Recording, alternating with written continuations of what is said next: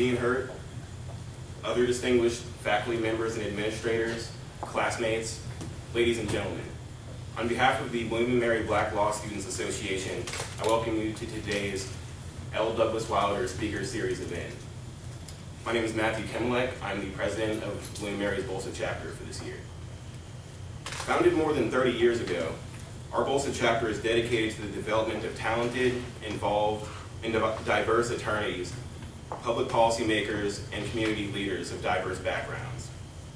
Since its foundation, our BLSA chapter has been and continues to be incredibly active as we sponsor and host several student support programs, community outreach projects, panel discussions, and receptions each year.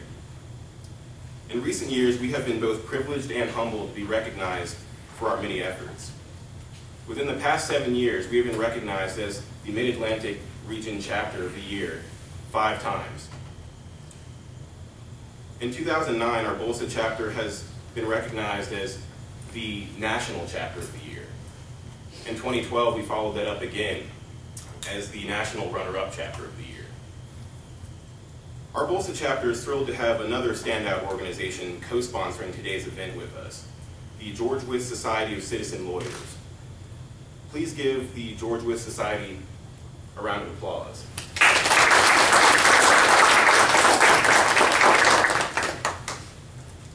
The Wythe Society, named after the law school's first professor of law, George Wythe, recognizes and encourages students' community service and civic participation, and vigorously promotes the citizen lawyer concept through lectures, courses, conferences, community outreach service projects, and mentorship opportunities, all designed to aid students' growth as citizens and leaders. Today, BLSA and Wythe Society proudly host Professor Tillman J. Breckenridge and honor him as a distinguished speaker in BLSA's L. Douglas Wilder Speaker Series. The L. Douglas Wilder Speaker Series features notable and respected individuals who have served in governmental, public policy, and legal capacities, and who have made significant contributions to our nation, our Commonwealth, and our local community.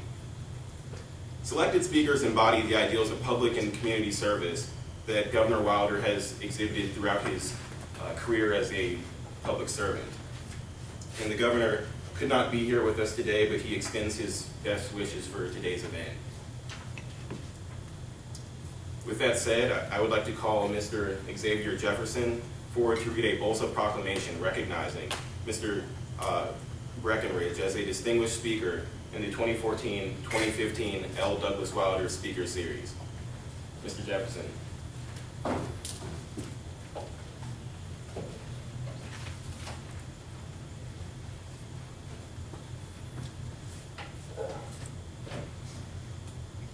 A proclamation.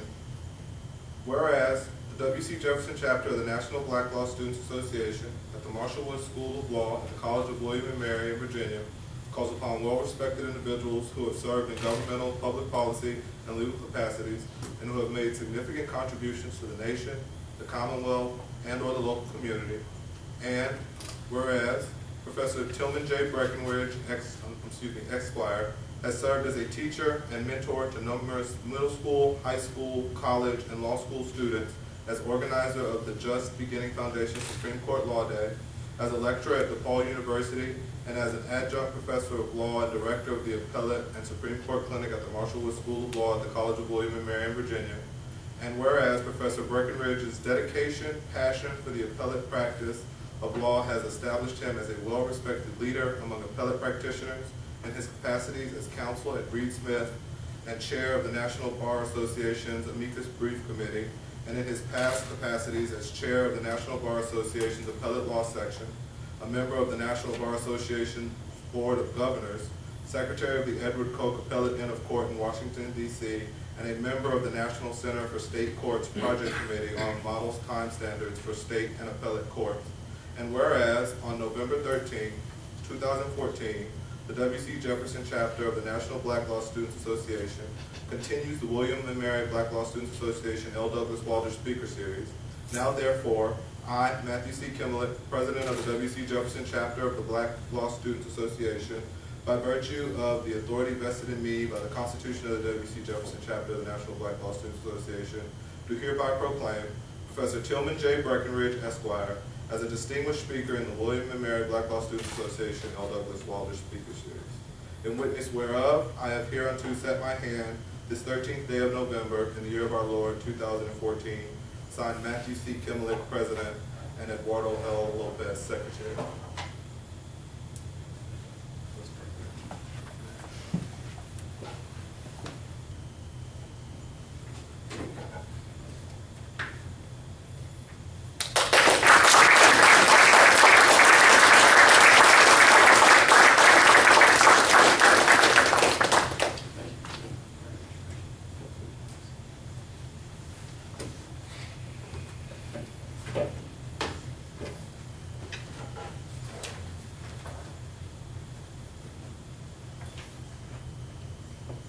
Thank you, Xavier. It is now my privilege to introduce to you the Senior Associate Dean of Students, Dr. Vernon J. Hurt, to introduce our distinguished guest of honor.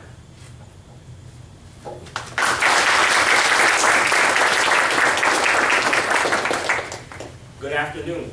I certainly want to thank BLSA and the George Wythe Society for the privilege of being a part of this day. I am not a lawyer.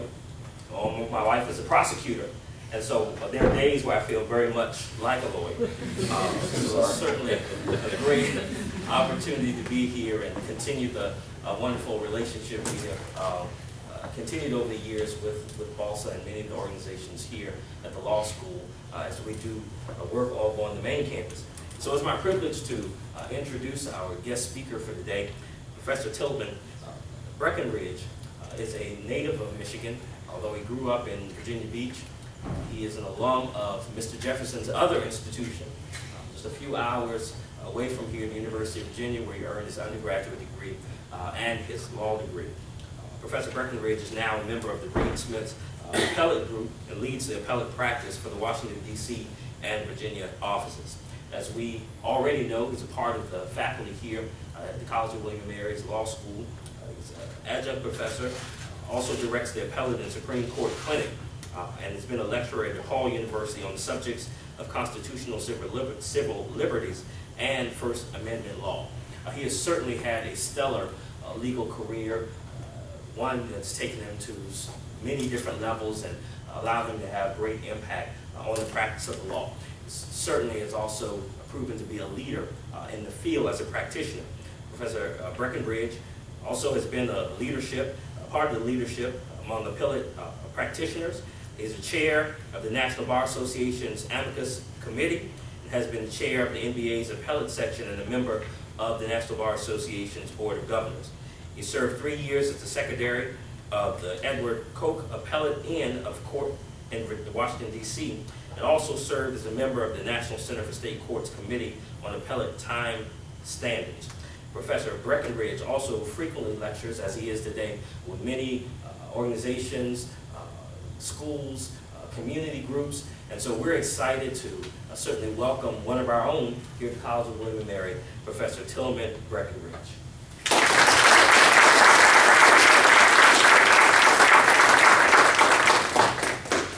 Well, good afternoon, everyone. First of all, I just wanted to say thank you. I'm very humbled and honored to be here today to talk to you a little bit about my life and my upbringing, or at least that's what I was told I should talk about a little bit. And so I really wanted to talk about the 3 biggest lessons I've learned in life. And it's a little dangerous to rank things that way, because who knows, maybe back in my past there's something that just doesn't come to mind. But I'm going to go ahead and say that these 3 were the 3 biggest. And my goal is not only to make you think about how these lessons might instruct your everyday lives, but it's also to challenge you to do your part within your community, no matter how big or small your part might be. Because that's what this is about. I faced obstacles. I like to think I came out on the other side of those obstacles a little bit better. You know, I am not perfect. I'm not as wealthy and wise as I'd like to be. But I came out better on the other side. And so, in my mind, that all comes down to the fact that I do my part. And I don't worry about whatever everyone else is doing and whether Claire is doing her part or Aaron's doing his part, though they are And I just do my part. And so the first lesson I wanted to talk to you guys about was when I was 8 or 9 years old. It's a very interesting story to me anyway, insofar as it was an accidental lesson. No one was trying to teach me a lesson, and it came of me actually behaving badly. The phone rang one day, and my brother answered the phone, as kids tend to do. He's a little older, and as kids tend to do, I wanted to be the one to answer the phone. And then so I assumed it was my mother, and I had something pressing, as 8 and 9-year-olds tend to have such very pressing things on their minds. But I had something pressing to talk to her about, and so I screamed at my brother. I was like, I want to talk to Mom, I want to talk to Mom. And he's just like, shut up, leave me alone, shut up. And he starts talking a little bit. I'm like, look, I want to talk to Mom, I want to talk to Mom. Make sure you let me talk to Mom before she hangs up. And then finally he says, look, it's not Mom, it's Grandma. I was like, fine, I want to talk to Grandma, I want to talk to Grandma. And mind you, I didn't have anything pressing to say to Grandma. I was just being a stubborn little brat. She was a wonderful person. There was plenty I should have been wanting to talk to her about. But I was just being a stubborn little brat. And my brother says, fine, and he gives me the phone. I chat with her for a few minutes. No big deal to me. I didn't even notice or pay that much attention. It was just a little bit of small talk. And then my mom came home, and then she said, I just got a call at work from your grandma. And I said, oh, yeah? And then she said, yeah, and your grandmother was in tears over the fact that her grandson wanted to talk to Grandma. And that just floored me. I didn't realize that I could have that impact just from that little unintentional gesture. And it really taught me that it takes very little effort to make other people's lives better, to make other people happier. And I think that's a very seminal lesson for me, and it's a lesson that I hope that if you have not learned so far, that you will learn soon, hopefully today, is that it really doesn't take much. And so when you look out there and you see little opportunities to help someone out, to write an email to someone, to have coffee with someone who's interested in learning about appellate practice or whatever it is you do, or have coffee with an undergrad who's interested in learning about law school, it's not that much effort. The second lesson was when I was 12 or 13. And when I was growing up, I felt like I was getting the short end of the stick at home. And depending on who you ask in my family, I actually was. My mom will readily concede that my brother was treated a whole lot better than I was, for whatever reason. Be it primogenitor, be it the fact that he was, which actually was something of a big deal like that. That's a long story I'm not going to get into. But actually, how I got my name was operation of the rule of primogenitor, believe it or not. But it was also important, but my dad will never admit that he treated us differently. And then another potential reason was that my brother was a phenomenal actor. And with that came the constant threat that he would run away and run off to New York. And so that gave him great power to manipulate my parents into making me do all his chores or whatever. And I'll run off to New York. And so I was somewhat treated like a second-class citizen in my household growing up. And I used to be this big emotional wreck as a kid, going bonkers all the time. And it wasn't just about stuff like that. When Michigan lost that first football game, man, I would throw stuff. And every year they lost. They didn't win a national title until I was pretty much older. They had won plenty in the past, but that was a period of being good but not great. So they'd always lose either that game to Notre Dame early in the season, or they'd lose the next game. It would be one of the two every season without fail. And every season I would throw things. I'd get all angry, get all emotional. And I have a handful of students in the class right now, and they know me to be not. I assume they know me to not really be much of an emotional wreck, but. Actually, now that I think about it on Monday, I did let things get to me a little bit. But in any event, I'm sitting there in my room, and I'm wallowing in self-pity over being treated so poorly by my parents. And then I'm not really sure what caused it, but all of a sudden, kind of a glow washed over me. And I said, wait a minute, why do you care? Why do you care that your parents don't treat you the way they treat your brother? Can you control that? Can you say, Mom and Dad, stop it? No, you couldn't say that to Mom and Dad in my house. Might get knocked into next Tuesday if you tell Mom and Dad, stop it. There was nothing I could do to change it. And I accepted that. And oddly enough, it completely changed my whole worldview, just in that one instant. I was no longer the emotional wreck I used to be as a kid.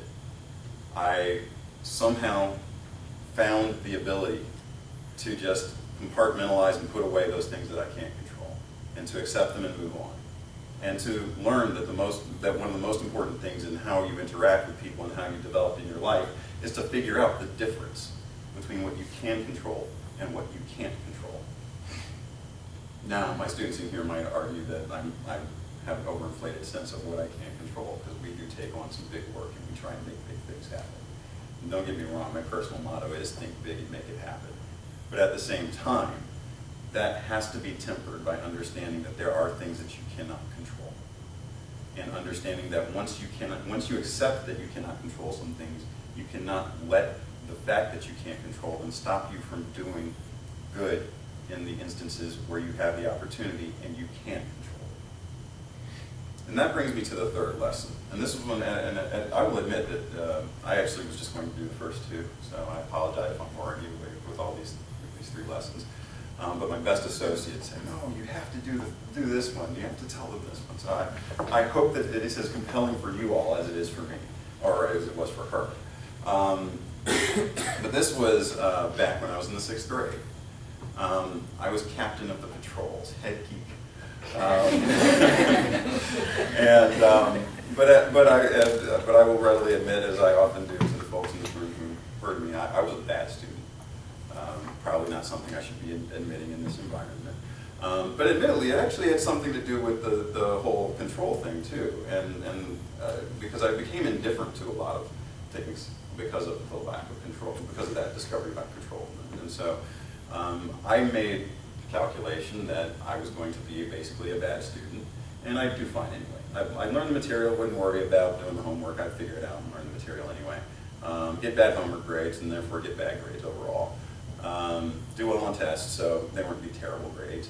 But one time it didn't really work so well, and I got a D.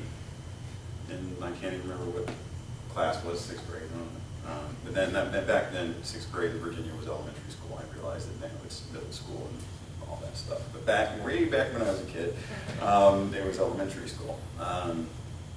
And then so that meant I couldn't be captain of the patrols anymore. I sort of avoided the woman who was the head of the patrol program, the teacher who was the head of the patrol program. I just tried to avoid her for weeks. And believe it or not, I got away with it for like 6 weeks. I remained captain of the patrols with this deal, just because she could never catch me to strip me of my badge, you know, like in that TV show or Brandon or whatever. But eventually she caught me. And then she said, and then she made it clear. She said, I know you've been avoiding me, and I've been letting you avoid me, because I've been waiting for you to come to me and tell me. And this is not a lesson, believe it or not. I have a way of being roundabout. I'll get into the lesson, apparently. But she said, I was waiting for you to come to me and tell me that you got a D, but your teacher told me you got a D. And then she said, I'm really disappointed that you didn't come. Tell me you got a D. I'm like, oh, no. I tried on. I tried to do what I could to keep the position that I so much enjoyed. Probably more so out of embarrassment than really keeping a position that I enjoyed, though I'll concede I did enjoy being a geek. But the really interesting part was a couple weeks later. I was no longer a patrol at all. You just get kicked off of patrols. And then once my grades got back up, I got to be a complete geek. I did not get my position back, because once you lose a position, that's it. And the lieutenant of the patrols, one of the 2 lieutenants, became the captain of the patrols. Becky, I forget her name, but she was a wonderful person. I'm conflating her with another Becky, and that's part of the problem right now. But I remember being in the little porta portable trailer thing out back where they had the 6th grade classes. And it was before school, and I hadn't yet gotten back on patrols. And there were these 2 guys in the room with me. They were in my 6th grade class, black guys, guys who had never really gotten along with in my neighborhood.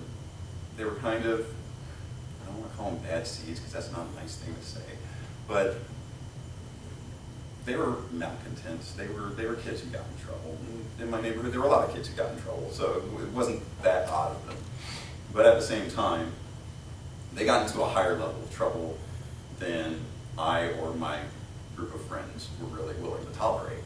And so I was never friends with them. And we actually had little rivalries on the schoolyard in elementary school. We got into the occasional, scuffle. And back when you could get into a scuffle without being arrested as a 10-year-old.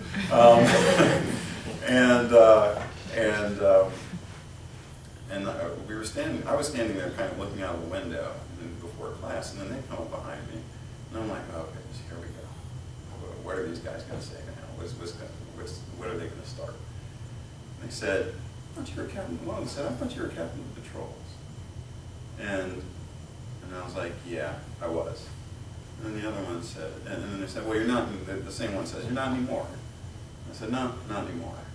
And the other one says, well, yeah, they change that like every month or something like that, right? I said, no, they don't change it every month or something. And I just had to, and I had to confront the embarrassment of having gotten a bad grade, or a bad enough grade. I got plenty of bad grades, but gotten a bad enough grade to lose the position. And I said, and I told them, I said, no, it's a position that you're supposed to keep for the whole year. But I lost the position because I got a bad grade. And I said, oh, that's interesting. And then one of them said, that's a shame. And I turned and looked at him, and I was waiting for the punchline, waiting for the dig. And he said, we talked about that. It was just really cool to see a black person in that position. And I was stunned. I was like, wait, these guys that I've had this rivalry with this whole time, these guys that I've been fighting with on the playground, they had found some inspiration in the fact that I had played my role there, been captain of the patrols at Geek. And so that brought me to my 3rd lesson, which was whatever your role is, you can be inspiring, you can help people, you can make people want to be better. And so, where do these lessons converge? For me, they converge at doing my part, not worrying about whether other people are doing their part, and understanding and having faith that when I do my part, I am making the world a better place. And so, I do what I can to help, big or small. I figure out what my role requires. I try not to enable others' vices. That's a whole other lesson that I won't get into. And in every aspect of your life, it can be about asking yourself, what can I do to be helpful? And that brings me to sort of the more BLSA-centric part of this discussion, though admittedly I think that there's something here for everyone. I've read Clarence Thomas's autobiography, My Grandfather's Son. Anyone else in here read that? Okay, just one. Wow. All right. Go out and read it. It's a great opportunity to learn something about someone who is very misunderstood. Near the end of the book, and I will concede that I haven't looked at this part of the book in a long time. I should have gone back before coming, and I had a theory that I would. Long story as to why I couldn't. But near the end of the book, he relates his first discussion with Thurgood Marshall after having been put on the court. So he had met Thurgood Marshall before. This was the first time he talked to him after being put on the court in the seat formerly held by Thurgood Marshall. And he says to Justice Marshall, former Justice Marshall, I don't know how I can fill your shoes. And admittedly, I'm paraphrasing from having read this several years ago. I don't know how I can possibly fill your shoes. And Thurgood Marshall says something to him that's really stuck with me ever since. And he said, well, I did what I had to do in my time. Now you do what you have to do in your time. And so that raises the big question. What is it that we have to do in our time? What is my generation's cross to bear? What is your generation's cross to bear? Because as I love to point out to my students, we're in different generations. I'm a Gen Xer. And boy, I remember when I was a teenager and all the older people were like, you guys are lazy and useless. And now they get to hear me say, you millennials are lazy and useless. But, you know, I don't know if it's that every generation really is worse than the generation before, or it's a matter of perspective, or it's both. There's a piece of me that thinks that it's probably both. But then I think about what Thurgood Marshall had to do at his time. It was pretty clear cut for him. You had de jure segregation. You had people being hosed down in the streets. You had some pretty clear goals. Stop it. Stop that. It's very overt, very direct. And he played a big role in ending it. A big role. Certainly not the biggest role, and certainly not a role that anyone could say he and 2 or 3 other people did. It was a movement. It was a grand and large movement. So then the generation after him, the baby boomers, Clarence Thomas. What's his generation's role? I will concede to you, I am dying to meet him one day and ask him what he thinks his generation's role is. I've come to a whole lot of, and by that I mean particularly with respect to advancing out of the badges and incidents of slavery, which is still not done. As a quick aside, a lot of people, particularly in the younger generation, don't really realize how recent that was. As much as I make jokes about how I'm an old man, I'm not that old. And my parents went to segregated schools. This was not that long ago, and we're still getting out of that. And so, what was the baby boomers' role? And, you know, I waver on this, I go back and forth, and there's a piece of me that, you know, thinks that possibly, and this is the part that I'd really love to talk with Justice Counsel about someday, that their role was to accept the fruits of the labors of the civil rights movement, be it in affirmative action, which of course he's well known to have an extreme dislike for, or in other ways, but to show the world that we can be as successful, that we can be as effective, and not be angry about that. That's where I lean right now, but admittedly I would love counsel from people of that generation a little bit more to figure out what the role of that generation is and was. But then that brings us to my generation. Well, what's my generation's role? Obviously, I think pretty hard about that, because that places my role within that area, because obviously, as I've discussed, I feel like there are many different facets, many different areas to people's lives, and I feel like it's our role to make people's lives better in every aspect. But within that aspect, within that area, what's my role? And I look around, and we are in a very not diverse profession. Compared with other professions, doctors and bankers, we're actually lagging far, far behind in diversity. And I happen to be in what may be the least diverse practice area of the least diverse profession. There are 200 members of the Edward Cook Appellate Inn of Court. I know it's spelled Cook, but it's pronounced Cook. The Edward M. Cook Inn of Court in Washington, D.C., 200. As far as I can tell, there are 2 black members. There are 2 or 3 Latino members. There's 1 or 2 East Asian members. Interestingly, there's a large chunk of South Asian members. I'm not sure why there's that imbalance, but there is a large chunk of South Asian members. But the vast, vast, vast majority is white. Why is that? I don't know. I have theories, one of which is that one of the great barriers to entry to appellate practice is a clerkship, and judges tend to hire from their circles for clerkships, and their circles tend to be people who look like them, who they went to school with, and those circles were closed off to us for so many generations. And so we're just starting to get into those circles and be able to know the appellate judges, who then hire those folks' kids or cousins or nephews or other folks who have influenced them.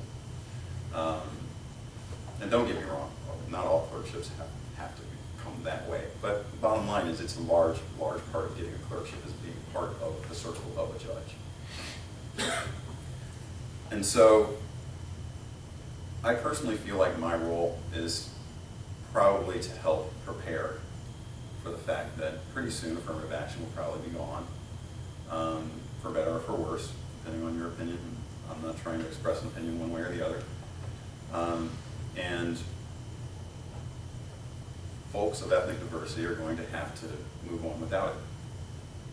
Well, whether or not affirmative action levels the playing field or does anything else, but that's going to be probably gone pretty soon. I believe it was in 2003 that Justice Ginsburg said, or was it Justice O'Connor, said that there's about a 25-year shelf life on affirmative action. And then interestingly, Justice Breyer brought that up last year and said, have we gotten to 25 years yet? Because one of the arguments was basically saying we need to kill it all now. But we need to prepare for that. And I wonder if that's my generation's role, is to help prepare for that fact of life in that area. And so that's why I devote so much of my time to pipeline initiatives, so much of my time to mentoring, because we have to be in a position where we are helping each other and helping everyone else get to a point where they can have equality of opportunity. Because when I went to law school, I had met a lawyer for once in my life, and I met with him for about 10 minutes, and then he was doing a favor to one of my teachers, and he kind of shuffled me off, and that was it. I didn't know anything about law school. I didn't know how to succeed in law. I didn't know how to become an appellate and Supreme Court lawyer. And I've ever since, pretty much, I shouldn't say ever since, but for a long period, was kind of walking through the profession blind and trying things out and failing and succeeding here and there. But meanwhile, I went to law school not even knowing what a clerkship was. And that was back during a period, and I hear we're getting back to a period like it, where you had to apply for your clerkship as a one. And so my good friend who teaches here at William & Mary comes around and says, I've got a clerkship with this judge on the 4th Circuit. And I'm like, oh, cool, congratulations. Sounds like a cool job. I had no idea how big it was, how important it was. And that was largely because I didn't have good mentors.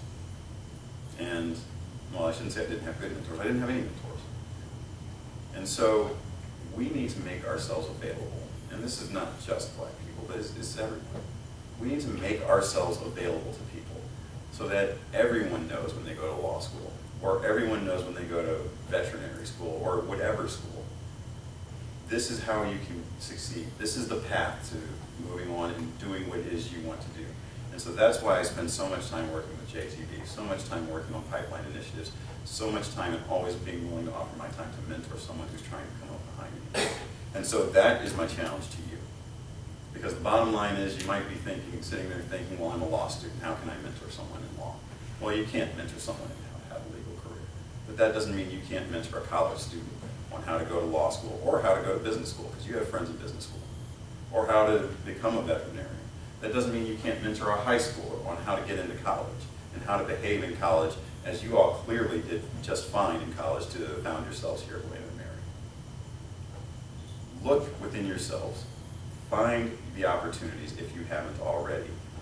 Make someone's lives better. It is not just a request. This is your responsibility. And that's all I wanted to say. So thank you very much for having me.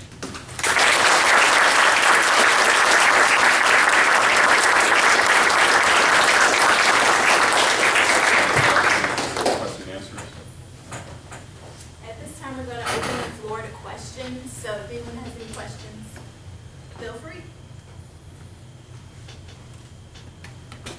Wow, just answer all your questions. Just okay, well, I'm not offended. Okay. So what are tips for good mentorship? Because a lot of us do want to mentor, but we find ourselves deep in law school stuff. Yeah, and well, so how can someone who wants to mentor be a good mentor to someone else? Okay, well, since your question had two key parts, I will give you two key answers. Two answers, I don't know if they're key. Answer number one, you said since we're in law school stuff, I don't think of that as an excuse, as my students would, because when I was in law school, I thought I was busy. Then I learned that that is nothing close to busy. I mean, now I have 2 jobs, I have 4 kids, I have a wife, I do the and I still do the mentoring, I still do the Just Beginning Foundation stuff. I find a way, I find the time, and I still spend plenty of time with my kids. Well, I shouldn't say plenty, I wish I could spend more time with my kids, but I do spend more time with my kids than a lot of my colleagues, and I still focus on my career, and I still do my 2 jobs. I like to think I do them well. Some in the room might disagree, I don't know. The other part is, the other biggest piece of advice I would give you might seem a bit contrary, but it is to find a mentor. If you don't have a mentor, you should also be working on that. Find someone who inspires you, someone teaches, who can give you good advice, someone who can teach you how to go about what it is you're trying to do. And then observe that person, and observe what that person does and how that person goes about it. Because you learn a lot of good lessons about mentoring from being mentored. And probably one of the biggest ones I learned from being mentored, that's actually a bit of a reverse. One of the good things I learned about being a mentee from being a mentor is that if your mentor doesn't get right back to you, that doesn't mean they don't care.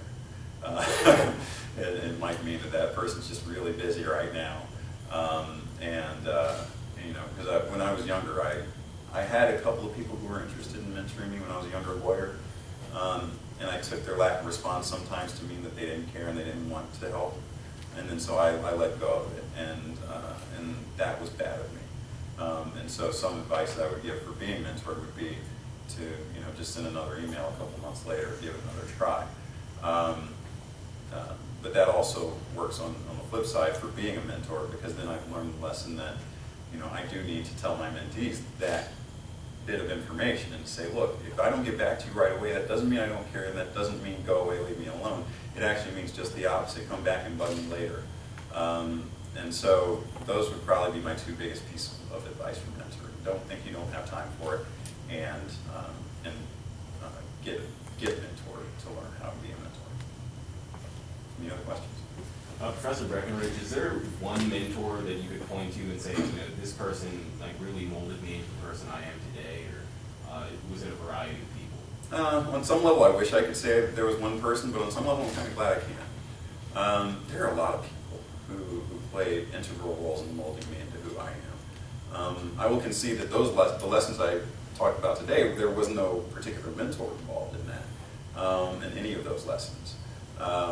But on the flip side, you know, I have learned a ton from several people. Off the top of my head, you know, obviously your parents are really important, and my mom and dad taught me a lot. And actually, the lesson I didn't mention, the one I didn't talk about not enabling other people's vices, was a very valuable lesson I learned from my father. You know, you have Darren Watts, a lawyer at Sidley Austin, great person, always looking out for me. And implored me to mentor younger lawyers at Sidley when I was there, and he had been wonderful. And the only reason he wasn't more of a mentor to me was that I didn't make as good use of his knowledge as I could. Robin Meadow, a guy at my little appellate boutique I was at in LA, really taught me to write, which obviously is kind of important for an appellate lawyer. And he took my writing from being, you're a good writer for someone who's been practicing law 4 years, to what I like to think is some really great writing. Never would have gotten there without Robin. He just really took me under his wing. Kim Dunn, a lawyer at Sidley, who was the one I worked with most when I was at Sidley's LA office, always willing to lend an ear, even though she was so incredibly busy. The list goes on. You know, and so I definitely eventually found my way to having a lot of valuable mentors. And I hope the same for you. Don't think that it's got to be one person. Particularly when you're a lawyer and everyone's very busy, you're going to get a little bit from a lot of people if things are going right. No question. What's your personal strategy for when you feel overwhelmed? How do you deal with it? Oh gosh, I wish I knew. My personal strategy for when I feel, looking back on very recently when I felt overwhelmed, and admittedly, it's not something that I'm prone to feel. Kind of going back to that second lesson of knowing what you can control and accepting what you can't. But I will concede I felt a little overwhelmed maybe a month or so ago. And I kind of turned inward. I'm a bit of an introvert. No, I'm actually very much of an introvert. And so a lot of people do better when they're overwhelmed to go talk to someone about it, but I'm just the opposite. I really need to just kind of go in a hole in a cave for maybe 5 or 10 minutes and then triage and figure out how I'm going to get it all done. And then I set a plan and I set my mind to it and I do it. And that just comes from a belief that if you don't do something like that, it's only going to get worse, so you might as well. And I realize it's not easy for everyone to do, but it kind of goes back to that second lesson that taught me the value of being willing to just step back and say, hey, wait a minute, it's only going to get worse if I don't take these 5 minutes and put everything in order of how I'm going to do them and recognize those things that I can't control and make space for them in my life. And you know, I have some people in my life who would, when faced with such adversity, go to bed. And I realize that that's the instinct. That's probably the human instinct, because I know a lot of people who are like that. And you have to fight to overcome it, because that's not going to make anything better. Any other questions? All right. Thanks a lot. I really appreciate it.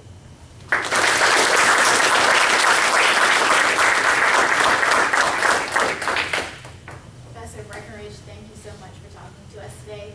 At this time, I'd like to call for BLSA's Executive Board.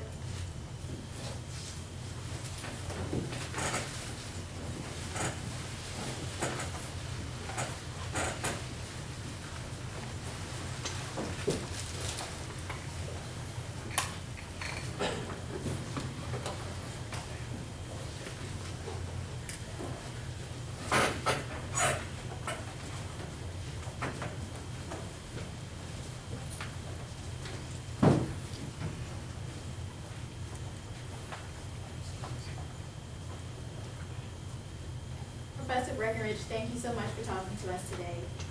We appreciate you coming, and as a token of our gratitude, we'd like to present you with an award, and it reads, William and Mary Black Law Students Association honors Professor Tillman J. Breckenridge as a distinguished speaker in the 2014-2015 L. Douglas Wilder Speaker Series, November 13th, 2014. Thank you.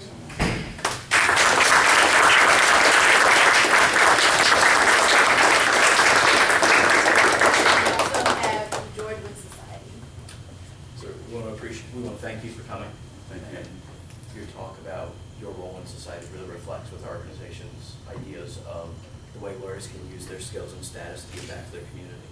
So we would like to present you with this from Appellate and William and Mary Law School so that you can identify yourself as a citizen lawyer. Thank you much. Appreciate it.